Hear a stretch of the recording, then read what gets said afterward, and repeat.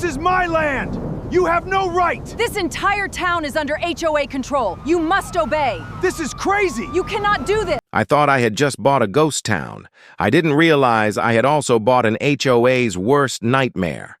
The town was called Blackwood, a forgotten settlement in rural America that had been nearly empty for more than 15 years. It had an old diner, a gas station, a tiny church, 37 abandoned houses, and a main street that looked frozen in time.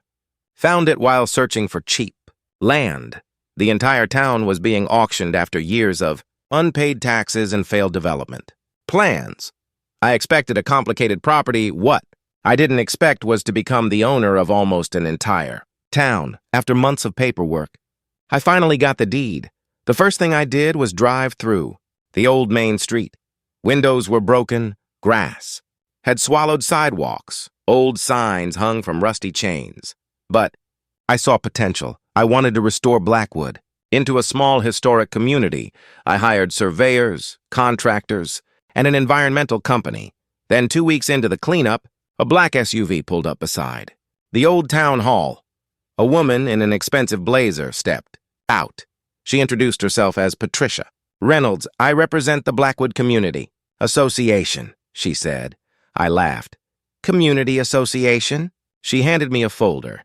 Inside was a document claiming that Blackwood was part of a private residential community controlled by an HOA.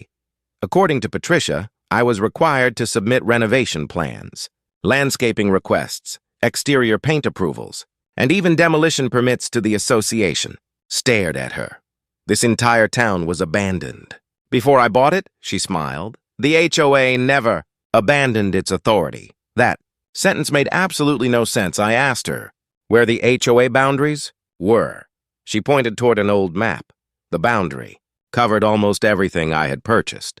Then she dropped the real bombshell. You can't begin construction without board approval. I thought she was bluffing. So I continued. 3 days later, my contractor received a violation notice. The notice accused me of unauthorized alteration of community property. Then another arrived. This one demanded a $20,500 fine. I called Patricia. She calmly explained that every property owner in the association was required to follow the community's architectural rules. I asked her one simple question. Who exactly are the other homeowners? She paused. That's not relevant. It is if you're claiming this is an active HOA. She refused to answer. That night, I started digging through the original property records. The documents showed something strange. Blackwood had once been part of a development project decades earlier, but the development had collapsed. The original developer had disappeared. The homes were abandoned. The town went into foreclosure. And yet somehow, an HOA had continued filing documents for years. The next morning, I visited the county records office. The clerk pulled up the HOA's registration. History. Then she looked at me. You're going to want to see this. She opened a document. From 12 years earlier, the HOA had claimed ownership over roads, common areas, and several parcels that were now part of my property. But there was a problem. The document had been filed years after the town had already been abandoned.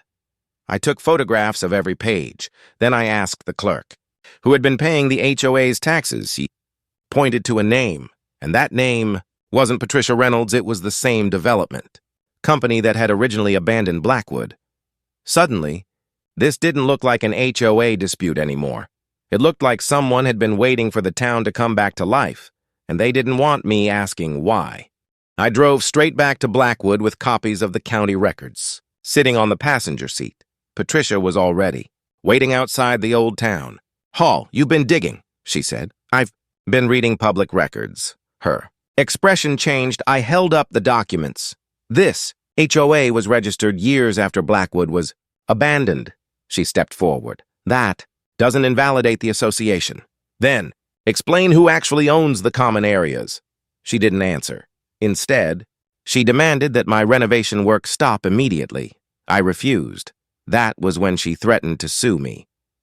The next morning, workers arrived and found bright red violation signs attached to several buildings. The HOA had even placed one across the entrance to the old diner.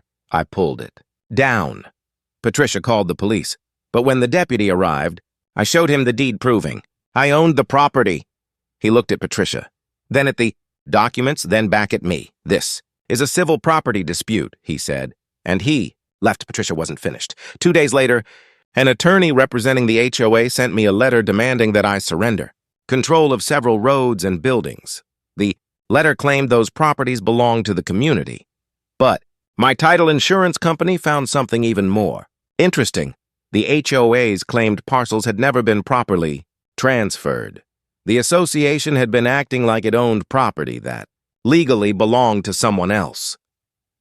Then we discovered the biggest problem.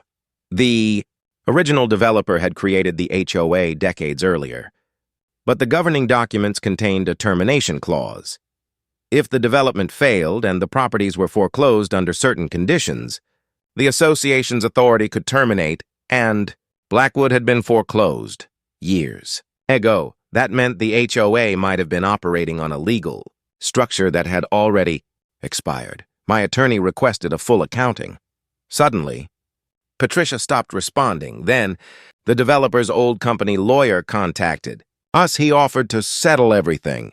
Quietly, I asked what that meant. He offered me money to walk away from part of the town. I refused, because now I understood something. They didn't care about my landscaping. They cared about control. The abandoned town had become valuable again. My restoration plans had increased property values, and someone wanted the power to control what happened next. Took the documents to court. Months later, the judge reviewed the original development records, the foreclosure documents, the HOA filings, and my deed. The ruling was devastating for the association. The HOA could not establish ownership over the properties it claimed. Several of its recorded claims were invalid, and the association was ordered to stop interfering with my lawful use of the property. Patricia never apologized. She simply disappeared from the project. I went back to Blackwood the following morning. The old diner was finally being restored. The gas station was becoming a small museum. The town hall was getting a new roof, and the main street was filled with workers. Instead of weeds, I kept one thing from the entire HOA fight: the original violation notice. I framed it and hung it inside the restored town hall. Underneath it, I added a small plaque. They thought they owned a town they had abandoned. Blackwood wasn't dead anymore, and neither was its future.